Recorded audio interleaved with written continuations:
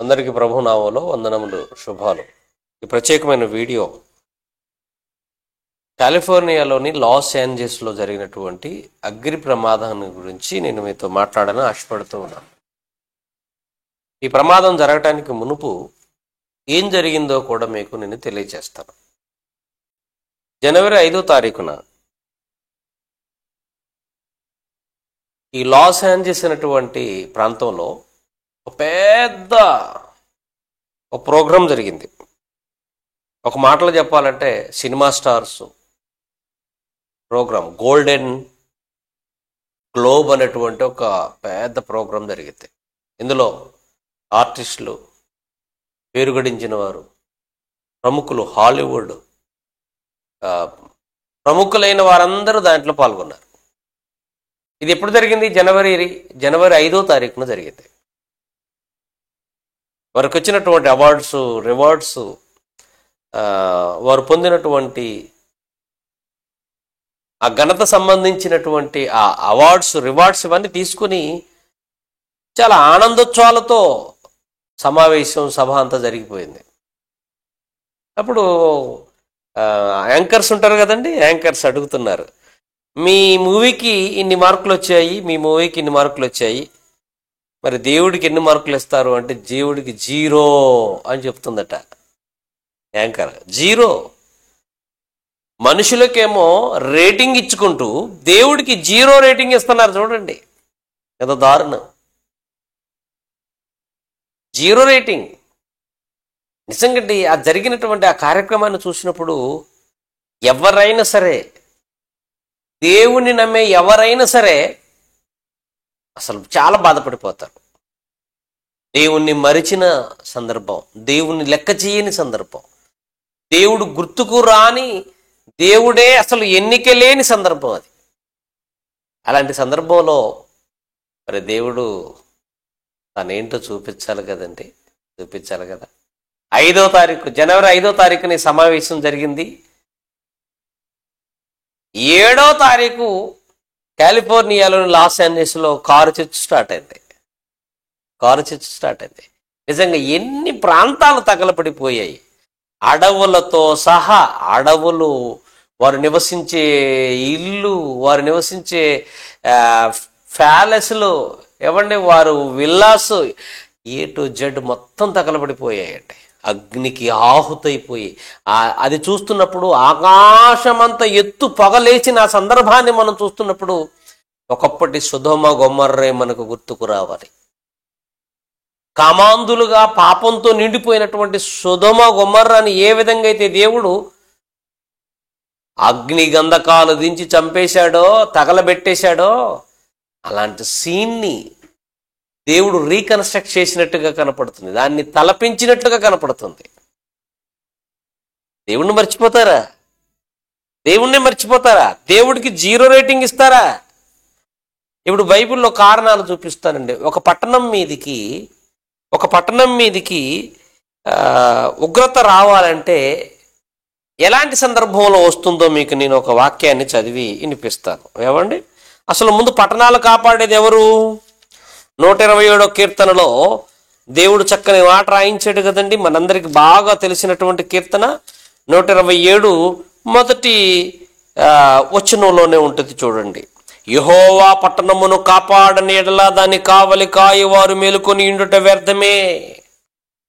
పట్టణాలనైనా, దేశాలనైనా, ప్రాంతాలనైనా, గ్రామాలనైనా, ఈ భూమి మీద నివసించి మనుషులందరినీ కాపాడుతున్నది ఎవరో తెలుసా? దేవుడండి. దేవుడు కాపాడుతున్నాడు. యెహోవా పట్టణమును కాపాడని ఎడల కావలి కాయువారు మేల్కొని ఉండుట వ్యర్థమే అని బైబిల్లో రాయబడింది కదండి. ఇప్పుడు మేము అలా కాపాడుతున్న దేవుడు ఉగ్రతను ఎప్పుడు రప్పిస్తాడో ఒక వాక్యాన్ని మీకు నేను చదివి వినిపిస్తాను. చూడండి, కొలస్సీలకు రాసిన పత్రిక 3వ అధ్యాయం 5-6 వచనాలు చదువుకుందాం. కొలస్సీలకు రాసిన పత్రిక 3వ అధ్యాయము 5-6 వచనం. కావున భూమి మీద ఉన్న మీ అవయవములను అనగా జారత్వము, అపవిత్రత, కామాతురత, దురాశ, విగ్రహారాధన, ధనాపేక్షను చంపివేయండి. వాటి వలన దేవుని ఉగ్రత విధేయుల మీదికి వచ్చును. వేటి వలన ఈ 5 చెప్పాడు పైన. అపవిత్రత మొదటిది, కామాతురత, రెండవది దురాశ, మూడవది విగ్రహారాధన, అనుధనాపేక్ష అన్నాడు. మొత్తానికి 4-5 చెప్పాడు. ఓకే అండి. వీటి వలన దేవుని ఉగ్రత విధేయుల మీదకి వచ్చును అన్నాడు. చూడండి, అపవిత్రత, కామాతురత, జారత్వము, ఏమండి, దురాశ, విగ్రహారాధన, వీటిని బట్టి వీటిని చంపకపోతే దేవుని ఉగ్రత వస్తుంది ఆ పట్టణం మీదకి, ఆ ప్రజల మీదకి. అవిధేయులైన ప్రజలు వాళ్ళు, కామాంధులు వాళ్ళు.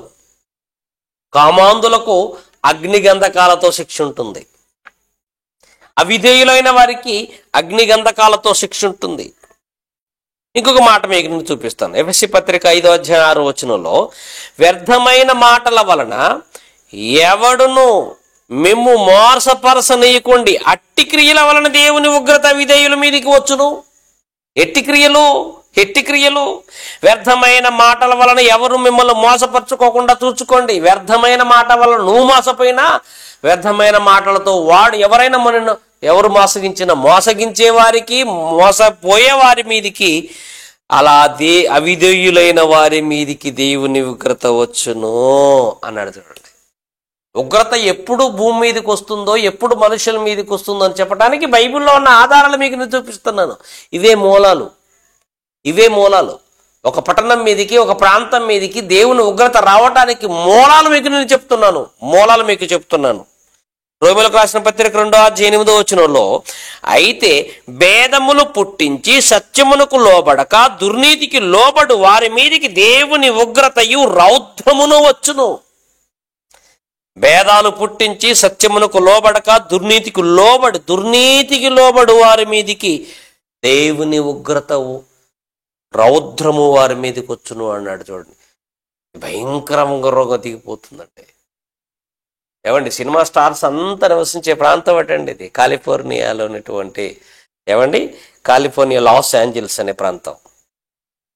సినిమా స్టార్లు, రిచ్ పీపుల్, గనులు, గొప్పవారు, ఈ లోకపు మాయలో, ఈ లోకపు రంగుల లోకంలో జీవించేవారు, దేవుణ్ణి మరిచిపోయిన వారు, ఇలాంటి వారి మీదికి దేవుని ఉగ్రత రావటం తప్పేమీ కాదు కదండి. దేవుణ్ణి మరచువారులారా జాగ్రత్త. మీరు దేవుణ్ణి మరిచిపోయారా, మీ పరిస్థితి 0 అయిపోతుంది. 0. ఎన్నో విల్లాస్ కాలిపోయాయండి. విల్లాస్, ఎంతో అందమైన డూప్లెక్స్ హౌసులు, పెద్ద పెద్ద ఇల్లు, అడవి. నిజంగా ఆ తగలబడిపోయిన ప్రాంతాన్ని చూస్తే అమెరికా ఎంతో సైనిక బలం, టెక్నాలజీ బలం ఉన్న అమెరికానే ఆ మంటలు ఆర్పటానికి నేటికి కష్టపడుతూనే ఉంది. ఇంకా అంత అభివృద్ధి చెందిన దేశానికి అంత కష్టతరం అయిపోయింది. చూసారా, అంత అభివృద్ధి చెందిన దేశానికి అంత కష్టతరం అయిపోయింది. మరి దేవుడంటే అదే. దేవుడి ఉగ్రతను ఎవరు తాళగలరు? ఎవరు నిలబడగలరు ఆయన ఉగ్రతకి? లాస్ ఏంజల్స్ అంత భయంకరమైన శిక్ష, ఉగ్రత రావటానికి కారణం వారి అవిధేయత.